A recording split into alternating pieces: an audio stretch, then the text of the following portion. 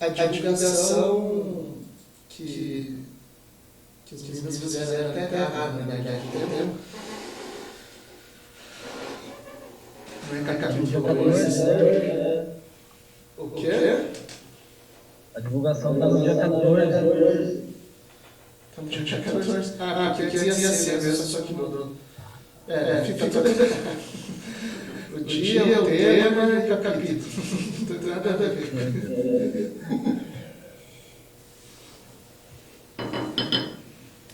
O nome do professor tá certo,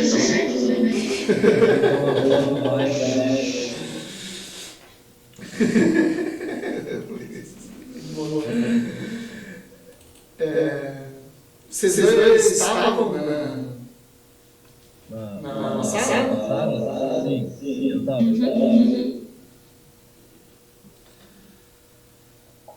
O André estava no primeiro, né? Eu vou divulgar no Instagram. A primeira não foi passada? Não. Lembra que eu te falei que eu tinha dado uma aula boa sobre a vida intelectual? Você não tinha assistido?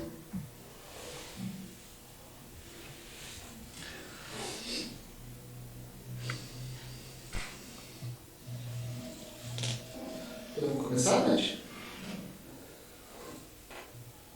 No Instagram. Eu coloquei. Acho que não. O que vocês estão lendo atualmente?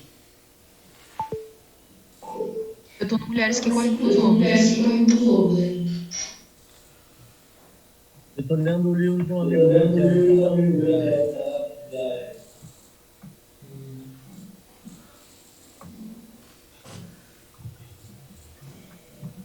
Eu comecei Piton.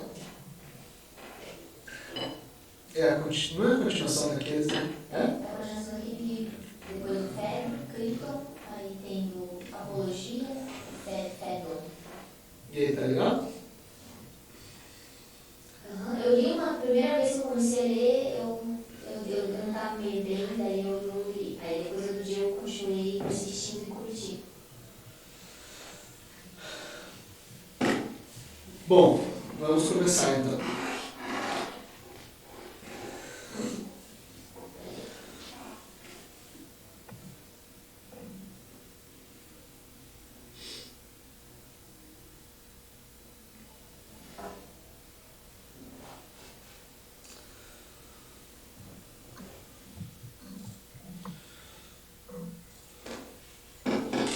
Pronto?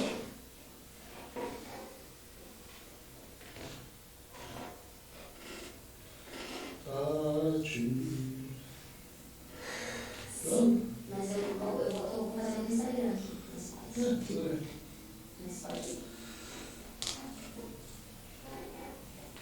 Bom, vamos continuar então nosso estudo sobre a vida intelectual. Lembrando que a gente está seguindo aquele método que eu propus de buscar fazer em várias camadas as diferentes etapas, as diferentes partes do livro, né? Então a gente fez, no primeiro momento, o livro todo, de forma um pouco mais superficial, ainda que não tenha sido superficial, né? A gente tem aprofundado bastante já na primeira vez, mas foi, de certa forma, mais sintético, e foi o livro todo. E agora a gente está passando uma síntese específica capítulo a capítulo. Então, na aula passada a gente fez do capítulo 1 ao capítulo 5, e hoje a gente vai fazer do capítulo 6 ao capítulo 9, totalizando a integralidade do livro. E aí, na sequência, a gente volta a passar capítulo por capítulo, só que aí entrando mais a fundo nos tópicos específicos do capítulo. Aqui a gente está abordando o capítulo todo, só que ainda uma síntese das ideias mais essenciais de cada capítulo. Na sequência a gente vai ver trecho a trecho, ponto a ponto, tópicos e citações e alguns trechos do livro, tá? Então, a gente continua agora, a gente parou no capítulo 5, vamos agora para o capítulo 6. O capítulo 6, o nome dele é o espírito do trabalho. Então, ele começou já a dar alguns elementos práticos na vida intelectual, como propósito de vida intelectual, como a gente se organizar, que tempo dedicar, etc. E agora ele continua nessa toada, só que dando ou voltando um pouco para uma dinâmica interna. Né? Nos primeiros capítulos ele fala um pouco do que é ser intelectual, né? Internamente, como pessoa. E aqui, nesse capítulo 6, ele vai falar o espírito do intelectual. Né? Qual é o estado de ânimo que o intelectual deve ter no seu trabalho. Então, ao mesmo tempo é um elemento interno, mas é um elemento prático também. Né? Porque ele está falando da forma de trabalhar. Né? O espírito do trabalho. Aqui, lembrando que sempre que está se referindo ao trabalho, está falando do trabalho intelectual. Que, no fundo, se a gente levasse esses conselhos muito a fundo, a gente poderia considerar qualquer tipo de coisa que a gente está falando especificamente do trabalho intelectual.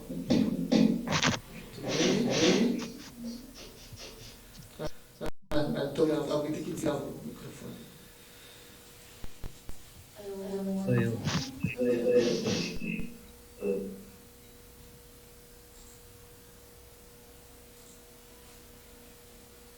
O microfone do André não está desligado. Agora sim.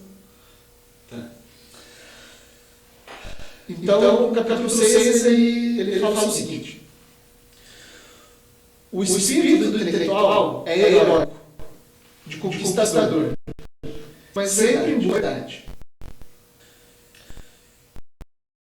Ele não por fazer ou por resolver, nem sabe ou buscar aquilo que foi conquistado.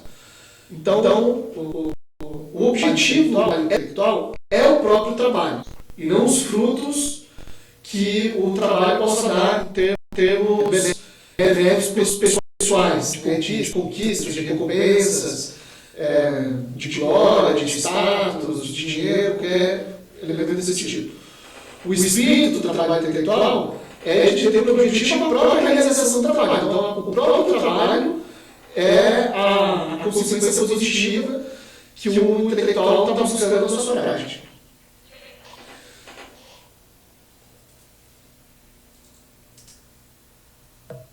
Então, não cabe. Oi. Esses dias numa aula com o Bernardo, eu fiz esse questionamento. Que eu fiquei em dúvida, mas e o Khalil Gibran, às vezes ele apresenta dessa forma. O trabalho seria um meio ou um trabalho seria um meio. É um meio, mas ainda está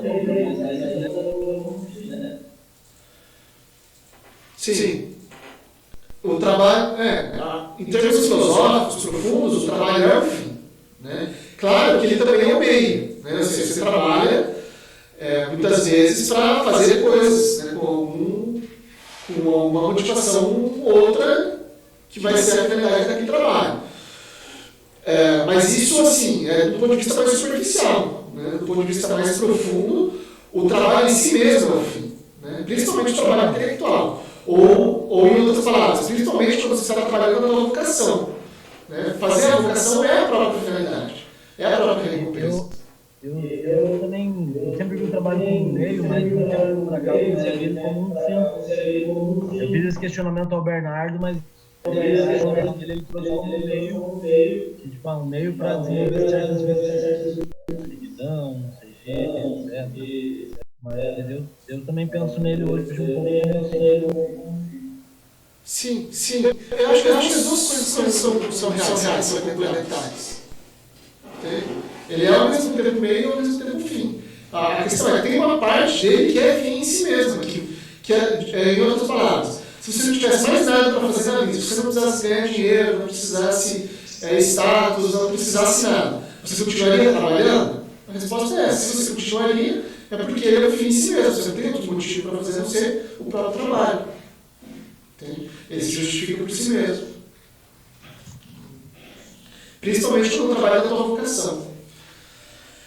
Agora, para a dinâmica aqui dessa aula, vamos fazer aquilo que a gente tinha combinado lá no anterior, da gente fazer os diálogos, as perguntas, respostas, etc., comentários, a gente fazer entre os capítulos, na hora que terminar um e antes de começar o outro, para que na edição a gente possa encaixar bem, senão depois para quem for assistir a aula vai ficar complicado ou vai ser muito complexo de editar. O tema da aula de hoje? Para quem? Para o Instagram?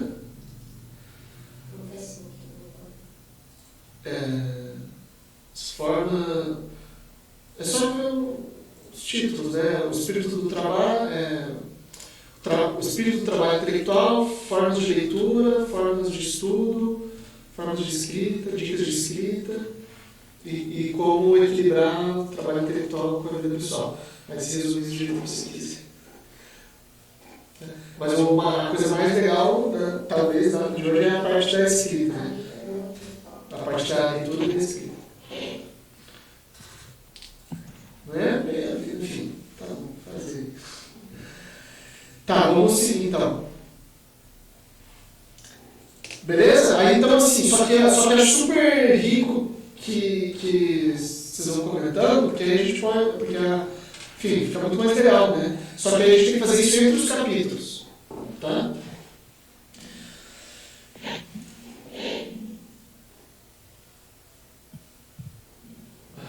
A Sandra tá aí? Tô. Oi. Oi. Tudo bem? Desliga teu microfone.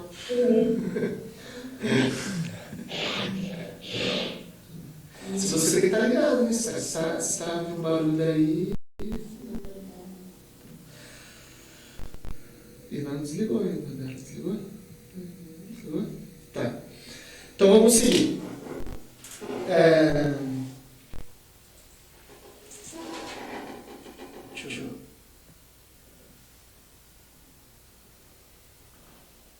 Deixa eu ver melhor vocês.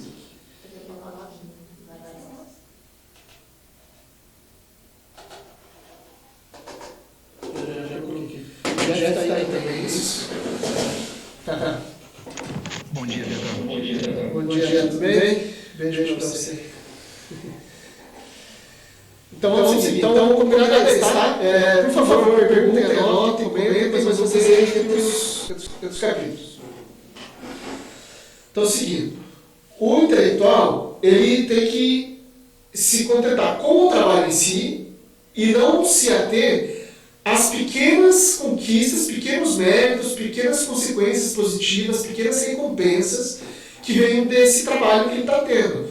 E isso ele diz, o Centrianes, que é uma grande armadilha, principalmente dos iniciantes.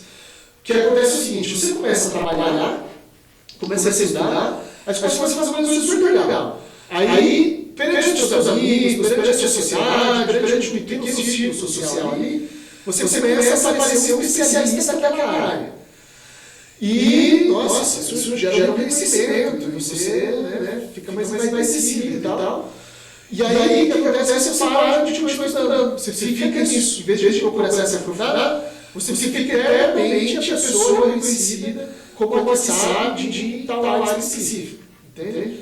Então, o que ele está falando é que o espírito intelectual deve ter é de não se contentar tão pouco e parar, né? E de buscar a finalidade própria do que ele está fazendo, que é o trabalho, que é o desenvolvimento intelectual. Então, o que o intelectual deve fazer é trabalhar com afinco para vencer a preguiça e a indolência. Esses são dois dos grandes inimigos do intelectual. Ao longo inteiro do livro, ele volta e meia, volta em alguns perigos e algumas armadilhas para os intelectuais. Aqui ele fala de preguiça e indolência. Então, o intelectual ele deve empreender cada tarefa como se fosse a única, uma por vez, com total concentração e força, mantendo o fim buscado em vista e organizando os estudos sempre em função desse fim, buscando se atentar ao que é essencial. Então, a gente falou isso outra vez, como tudo na vida, o que tem de mais importante é você saber o que você quer, e depois você tem a capacidade de se ater àquilo que você sabe que você quer. Então, não se distrair com outras questões, mas não só do ponto de vista daquelas distrações do dia a dia, mas também daquelas coisas que nos saltam aos olhos, né, geram o nosso desejo e que não são, na verdade, o nosso fim. Não é realmente o objetivo daquilo que a gente está buscando. Né? Então é muito fácil a gente se distrair com uma coisinha dessas, coisas que geram orgulho, vaidade, qualquer coisa do gênero, e a gente simplesmente para de trabalhar com relação ao fim que a gente mesmo tinha se determinado. Então, ele diz assim, a verdade se encontra, não se constrói. O trabalho intelectual, o espírito que ele deve levar consigo, é de uma busca pela verdade, ou seja, essa verdade já existe de alguma forma, já está em algum lugar te esperando. Então o espírito intelectual é de um desbravador em busca da verdade. Isso demanda um espírito de humildade. É preciso estar completamente submetido à verdade para que ela possa se revelar. Se a gente está com o espírito de que a gente vai colocar a nossa verdade naquilo que a gente está procurando, naquilo que a gente está investigando, então simplesmente se torna impossível de que a verdade se mostre para nós. A única forma é a gente estar submetido até mesmo a ideia, ao conceito de verdade, que é o que é. Né? E a gente tem que estar subjugado a isso. O Espírito é força passiva pela qual em nós Deus conhece a sua obra. Olha só como ele refere a visão dele do trabalho intelectual. O Espírito é uma força nossa, só que é uma força passiva, pela qual em nós Deus conhece a sua própria obra. Ou seja, nós somos os veículos pelos quais Deus pode conhecer a si mesmo. E o trabalho intelectual de conhecer a verdade, que é conhecer Deus, é justamente propiciar a Deus a capacidade dele conhecer a si próprio. O êxtase do amor à verdade nos permite conhecê-la e encontrá-la em qualquer lugar ou pessoa. Então, de novo, ele tomou a ideia de que a verdade está em tudo. E a gente tem que estar com esse espírito de buscador da verdade, que com esse espírito, naturalmente, a gente vai encontrar a verdade em qualquer pessoa, em qualquer lugar. Nós nos conhecemos e tornamos quem somos na medida em que nos transcendemos em direção a uma verdade superior. Ou seja, conhecer a si mesmo é, de certa forma, se transcender, deixar de ser quem você é, em busca, em vias, no caminho de uma verdade superior, no caminho de algo superior a nós mesmos. Em qualquer pessoa podemos encontrar um fragmento da verdade, um fragmento de Deus. Por mais distorcida que essa verdade seja, de certa forma ela é um pedaço de Deus, ela não tem como estar fora de Deus. A gente considerar que qualquer elemento do universo seja separado de Deus, seria o mesmo de especular, de dizer que esse pedaço separado de Deus é tão potente, tão poderoso quanto Deus, porque seria um ponto do universo, um ponto da realidade, onde Deus não estaria. Né? Então Deus não poderia ser presente, potente, etc. Estaria indo contra todo o conceito de Deus. Então, se Deus é Deus, se Deus existe, se Deus é, então não tem como. Né? A própria definição dele é que ele tem que estar em tudo, em todos os lugares e de forma presente, potente de sempre. Então, justamente ao esforço da concentração, cabe o espírito do alargamento, de ver que o objeto nunca se encerra em si mesmo, mas depende de estar conectado a todo o universo.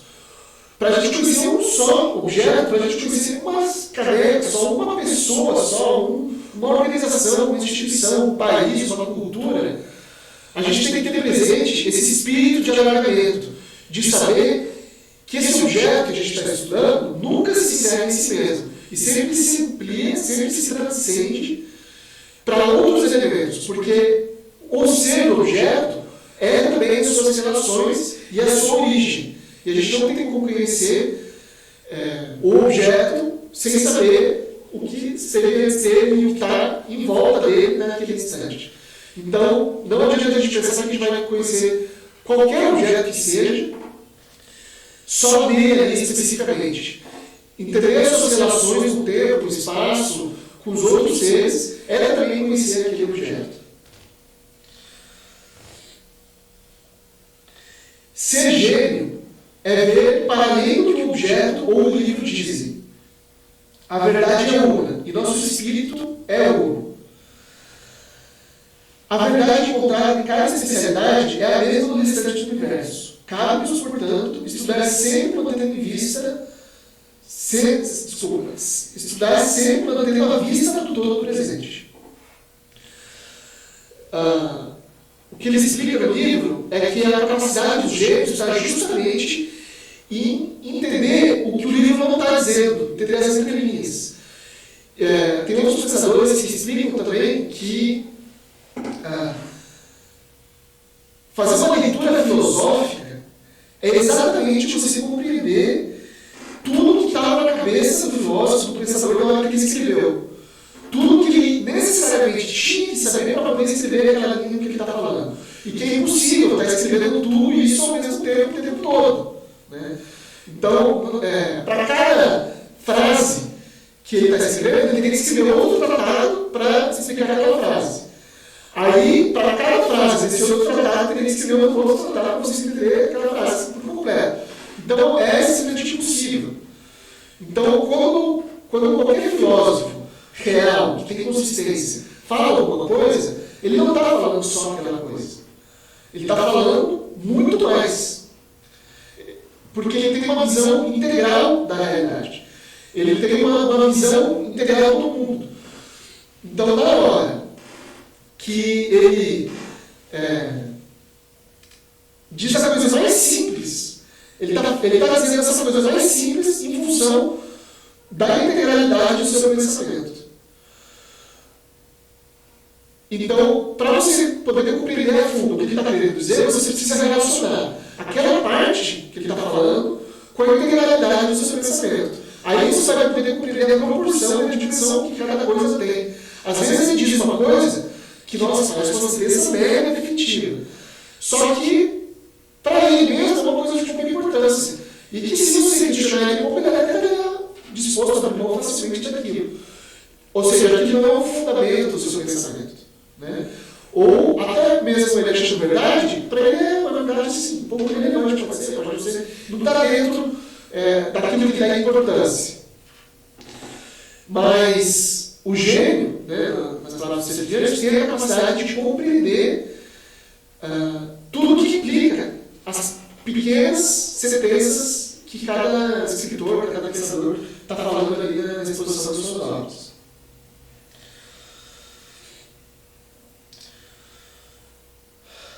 A verdade encontrada em cada especialidade é a mesma no restante do universo. Cabe-nos, portanto, estudar sempre mantendo a vista do todo presente. Independente da sabedoria já encontrada, devemos manter o senso do mistério, que é senso da nossa própria ignorância. Ou seja, quanto mais a gente estuda, mais nos cabe manter o senso de quanta coisa a gente desconhece.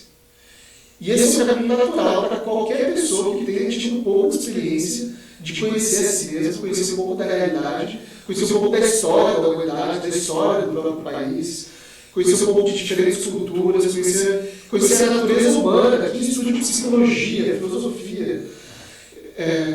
Quando você começa a se aprofundar, você vê o tamanho da profundidade que é o oceano de qualquer área que você estude. Então, à medida que a gente adentra essa profundidade, que pode ser muita especialidade, a gente também está adentrando outros. E quanto mais a gente adentra, mais a gente percebe como esse horizonte é amplo, é infinito. Né? E mais a gente tem a dimensão da nossa própria ignorância. Ter o senso do mistério é ter presente o nosso tamanho dentro da realidade, da estrutura da realidade, e o quanto o nosso conhecimento atual corresponde ao conhecimento da realidade literal. Então, se a gente começa a estudar sem esse senso sobre mistério, é como se a gente estivesse se esquecendo e achando que sabe mais do que a gente sabe. Né? Se a gente tem presente isso, a gente está atestando que a gente está com uma noção clara de quem a gente é em termos de conhecimento.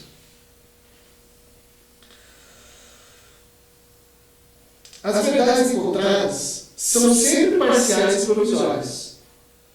Né? Se o todo sempre se expande, se a realidade é sempre mais profunda, se a gente tem sempre um conhecimento limitado, por mais completo que seja o conhecimento que a gente adquiriu, ele é completo para a gente naquele instante, naquele momento.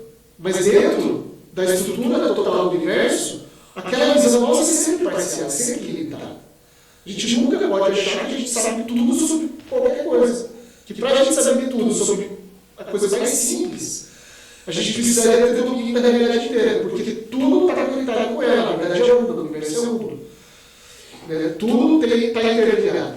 Então, se você tem como saber tudo sobre uma folha, sobre um alfinete, porque você não tem como saber toda a ligação histórica, material, química, metafísica, que propiciou a geração daquele alfinete.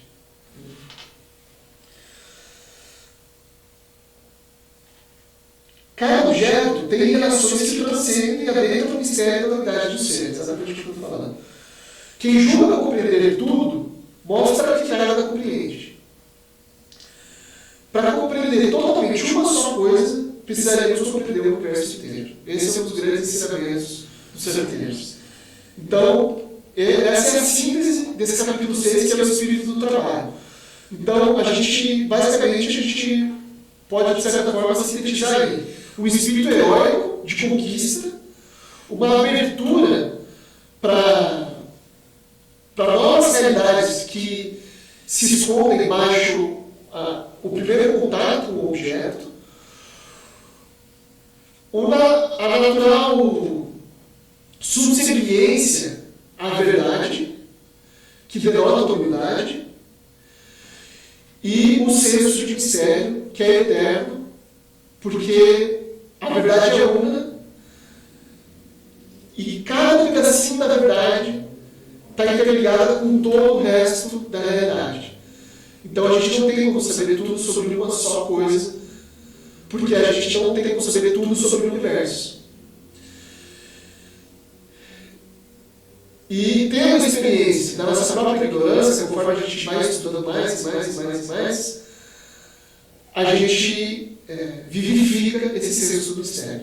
Esse é a síntese desse capítulo 6. Um exemplo muito bom, um exercício muito bom, na área do estudo intelectual mesmo, é você ler a história da literatura mundial do Tony Carpo. É um negócio surreal, porque a cada meia página você se sente a pessoa mais ignorante do planeta. Porque assim, ele cita dezenas de autores que você nunca ouviu falar, comentando e dando opiniões e refinamentos, e como eles se relacionam entre eles, e entre os movimentos, e entre os países, e o momento histórico, cultural, e você simplesmente nunca nem ouviu falar, às vezes do pensador, às vezes do movimento, às vezes do período histórico. Então é um baita exercício de humildade. Eu, pessoalmente, tive muito esse exercício treinando arte marcial. Porque sempre que você começa a treinar, você se sente a pessoa mais incapaz do universo. Você fazer as coisas mais básicas. Enfim, no começo, né, quando a gente está no início desses estudos, eu acho que é natural ter esse primeiro impacto da nossa ignorância. É quase que inevitável. Só que a grande questão é a gente não perder isso. Não achar que a gente está sabendo tudo, que a gente está dominando algo daquele conhecimento específico que a gente está se especializando. Porque, no fundo, essa verdade que a gente está alcançando, ela é também parcial, ela é também incompleta. Né? Então é uma baita ignorância, um baita engano, a gente achar que está dominando muito qualquer coisa. Isso é sempre relativo. Né? A gente está dominando muito alguma coisa. Mas a gente está dominando muito em relação a quem domina menos, em relação ao povo que a gente dominava antes. Né? Mas não é dominar muito, a gente pode dominar muito, mas dominar muito não é dominar tudo. Né? É só isso.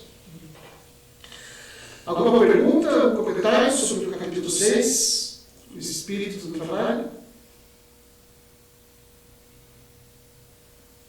Como que a gente se posiciona daí em relação a isso?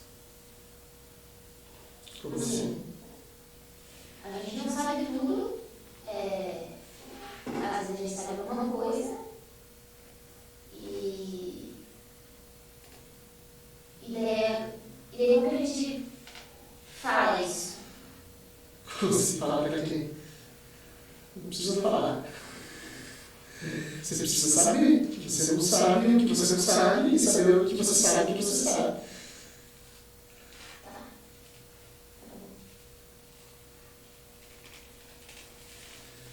Essa é a base de toda a busca pela verdade, né? Toda a filosofia. Para mim, essa é a conquista de Sócrates, é o estandarte de Sócrates. Né? Os pré-socráticos, eles nos deram o princípio da unidade, da não contradição. Né? Então, sem esse princípio, fica difícil você analisar qualquer coisa. Então, aí você tem uma narrativa mitológica, onde ao mesmo tempo o Deus é bom, é mau, é Deus, é homem, é animal. Você não sabe o que é o quê. Né? E isso pode, porque não tem necessidade da contradição, uma coisa pode ser ao mesmo tempo várias. Né? Então, na poesia, nos mitos, isso é super válido. Agora, quando você vai buscar a verdade mesmo, a coisas são mesmo, não dá. A coisa tem que ser de um jeito, tem que ser de outro. Isso não é uma conquista de Sócrates, é uma conquista que vem antes. E graças a isso que pode desenvolver o pensamento em cima. Né? Os pré-socráticos. Agora, Sócrates traz esse grau de análise, de busca, ele tira do mundo da natureza e traz para o mundo da ação humana, para a moral. Né? Como coisas devem ser, como coisas devem ser. Só que junto com isso, ele questiona o próprio conhecimento humano, que é o quanto a gente sabe mesmo das coisas. Porque a vivência dele, e a mesma da nossa teologia, é que a maioria das pessoas acham que sabem muito mais do que sabem. Sabe? Sei lá, vários exemplos dos diálogos socráticos, né? Chega o menino lá para denunciar o próprio pai. Meu pai fez tal coisa. E ele deve ser denunciado. Mas você sabe o que é isso? Né? Claro que eu sei, a pessoa sempre está cheia da razão, ela sempre tem certeza absoluta que ela sabe. Ela sabe que é justiça, que deve ser condenado, que deve ser absolvido. Mas só que você sempre mostra que a pessoa não sabe. E ele não mostra sempre que ele sabe. Ele só mostra como a questão é difícil. É basicamente isso. Você viu? Olha só. Você está se tornando uma pessoa estudiosa. É bom quando você lê alguma coisa, né? Agora, igual no livro da Resistência, ele citou, por exemplo, que teve pedra e... isso vai. Você se sente uma pessoa culta, né? Aí o que acontece? Parar aqui. Aí já é isso, entende? Aí, nossa, agora eu posso fazer parte de um ciclo onde eu posso conversar sobre isso. Eu li a resistência, eu li os diálogos de Platão. E aí o que aconteceu? Você fez exatamente o que ele falou aqui, que é você se apegar às pérolas, às joias que você gerou ali no teu estudo. E parar de estudar. Essa é a armadilha. Não, a gente não pode parar de estudar agora porque sabe alguma coisa. Tem que estudar mais. Então, essa só sabe nada, né? Isso é fato. Mas alguém? Uma coisa? Aproveitar que você puxou esse diálogo aí. Referente a essa história do Sócrates quando ele encontra lá no juizado, no parlamento, uma varinha processal, eu achei muito frustrante, porque não termina. Então parece que ficou só isso mesmo, assim, levantou uma questão e pronto, ó, tipo, você não sabe o que você está fazendo, e ponto. Então, ficou muito frustrante, assim, sabe? Ficou realmente só esse desafio de que, assim, tudo bem, parece que você veio aqui cheio de justiça no peito, mas você tem certeza dessa justiça? Você sabe realmente qual é essa justiça? Explique pra mim e tudo mais, mas aí o rapaz não explica e ele também não, e pronto. Cara, e tem outros diálogos. E tem outros diálogos que são muito mais frustrantes, né? Tem um diálogo que é o que ele fala sobre a Atlântida. Eu acho que é esse. Que é o Fedon, né? Você me confunde. Tá na sequência desse. Acho que é o Fedon. Você não leu ainda, né? Acho que é o Fedon. Cara, aí ele tá falando assim, cara, ele tem um negócio assim que é uma coisa espetacular de se ler por vários motivos. Por motivos filosóficos, metafísicos, mas por motivos históricos, assim, de você ver o que as pessoas achavam 2.500 anos atrás, sabe? E lendas, e assim, pô, o Platão teve conhecimento do Egito, o Egito você acreditava que tinha Atlântida em tal lugar. Enfim, tem várias escalações que você pode fazer de N coisas. É no mínimo interessante, assim. Aí ele está descrevendo isso aí, no final do livro é assim. E então Zeus disse. E então finalmente, Deus revelou a verdade universal que todos os homens devem saber, que é a coisa mais importante do universo que você deve saber na tua vida. E aí acaba. De moleque. Que aí não dá pra saber se ele terminou assim ou foi o que se perdeu, né? Mas esse ponto aí, Jeff, é o seguinte, cara. O ponto é assim. O que dá a entender é que ele não está tão preocupado em concluir. Entende? É isso que Sócrates e Platão estão trazendo pra gente. Mesmo a República, mesmo diálogos muito mais acabados, não são tão conclusivos assim. Sabe? Ou muitas vezes alguma conclusão que tem está no meio lá da República, já, no primeiro e segundo capítulo já está lá. O que é justiça e tal. Mas ele continua o livro inteiro falando que o ponto não está na conclusão, está no processo, está na busca da verdade. Está no ato dialético de ficar olhando um jeito de pensar, de olhar o outro, de perceber o quanto você sabe, o quanto você não sabe, o quanto é difícil de aplicar aquela verdade que você está se propondo. Né? Platão cria lá a sociedade ideal, mas é uma sociedade ideal. Né? Aí na própria República lá ele fala como é difícil ou impossível de realizar aquele próprio ideal. Ou seja, ele não está preocupado em dar a resposta imediata, completa, de como que a cidade-estado ali deveria agir imediatamente. Entende? Ele está refletindo, ele está buscando. Ou seja, o legado de Platão é de sistematizar mais esse processo de busca. Entende? Que é graças a ter sempre presente o quanto você sabe, o quanto você não sabe. Que é o legado de Sócrates. Aí com esse sistema, Aristóteles pode finalizar uma ciência completa. Aí chegar realmente em conclusões. As conclusões não estão erradas, as conclusões estão em Aristóteles, de modo geral. Então, eu tenho uma dúvida.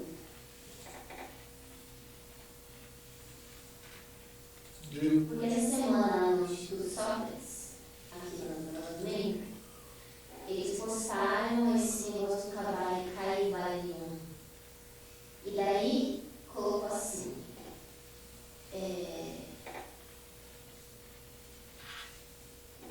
Vocês estão ouvindo bem, Tati? Eu estou. E daí eu queria saber se isso é uma tradição, se complementa essa ideia que você colocou do todo, da verdade ser uma. Porque quando fala assim, tudo é duplo, tudo tem seu oposto, o igual e o desigual são a mesma coisa, opostos são idênticos na natureza, mas diferentes em graus, os extremos se tocam, todas as verdades são meias verdades, todos os paradoxos podem ser reconciliados. Então, como é que esse princípio aí da polaridade que ele colocou não é de uma tradição, mas esse princípio de uma unidade? É só você olhar para o mundo.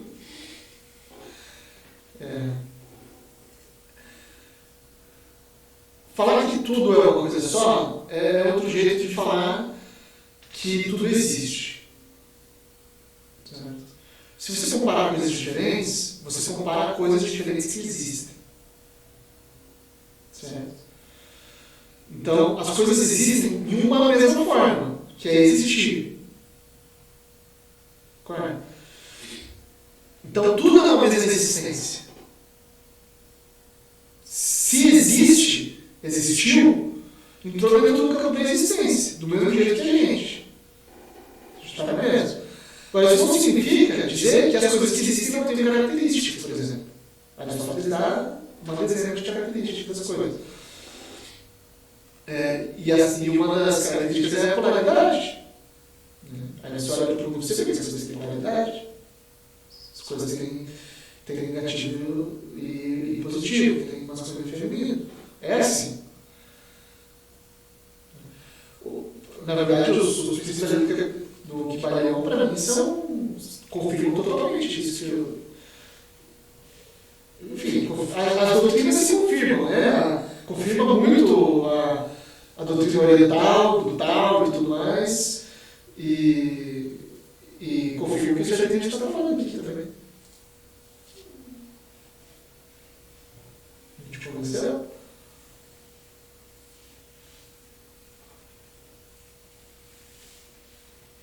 Mas uma coisa pode ser positiva e negativa ao mesmo tempo, uma coisa.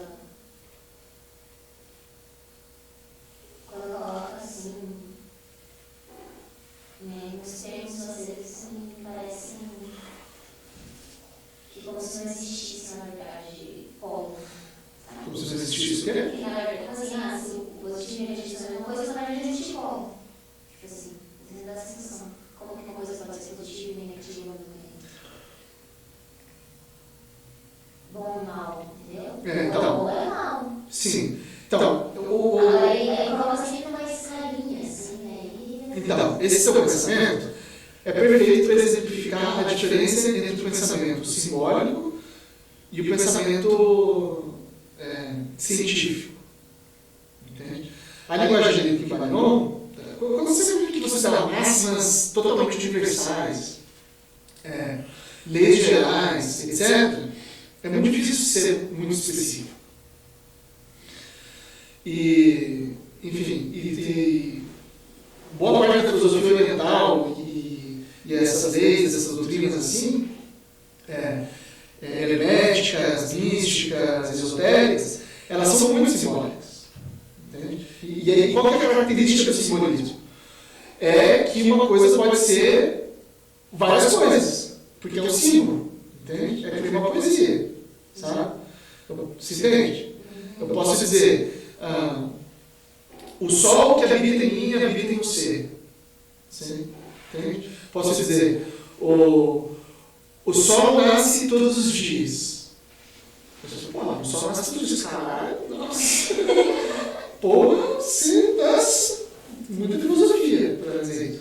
Mas aí você pode compreender que, por exemplo, tinham algumas tribos que faziam uma dança para o sol nascer. Aí o estudioso vai lá, o cientista, e fala, pô, esse pessoal é idiota, né? Porque se eles dançarem, o sol vai nascer igual, né? Eles estão se iludindo. Aí o cacique da tribo vai dizer, pô, idiota é você de achar que a gente acha de achar que a gente não sabe disso. É óbvio que a gente sabe que o sol vai nascer de qualquer jeito. Né? Só que a gente está dançando para o sol nascer dentro de nós. Ou seja, você está usando um símbolo da natureza, para uma coisa real interna.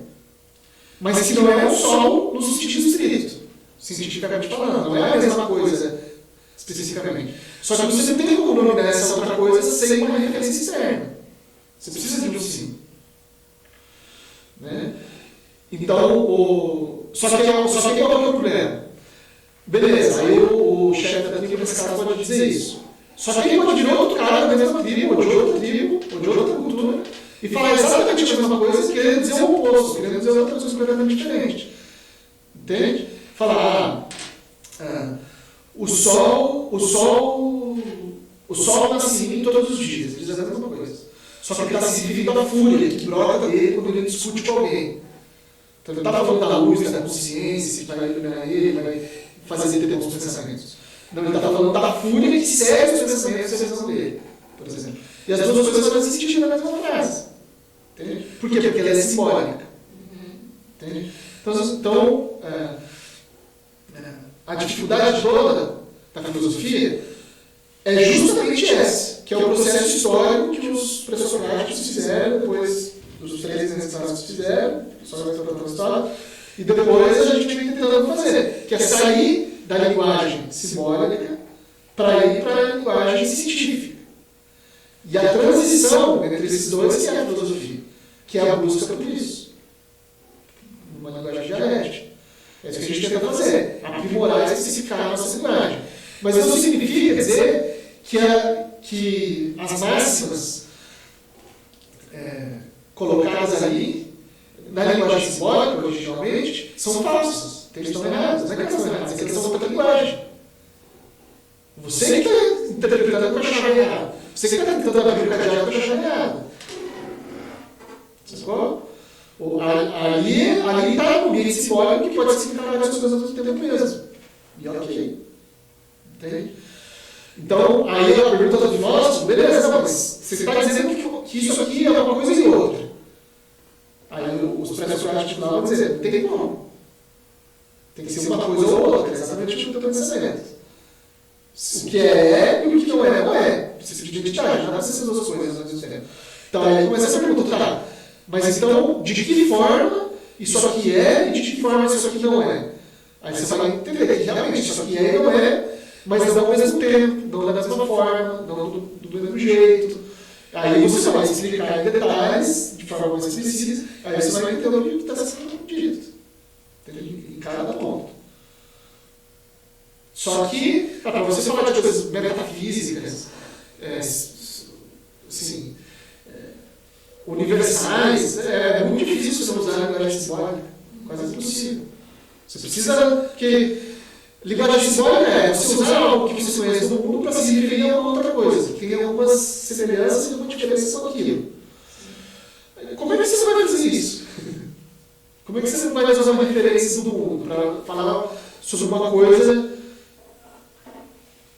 transcendente ao mundo? Sabe? Você vai usar uma linguagem que é da transcendência, que não é daqui, mas como você vai fazer isso se você está aqui?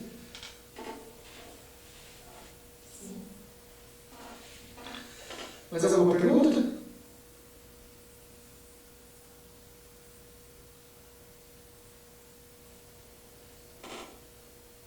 Vamos em frente. Só entender o que está. Bom,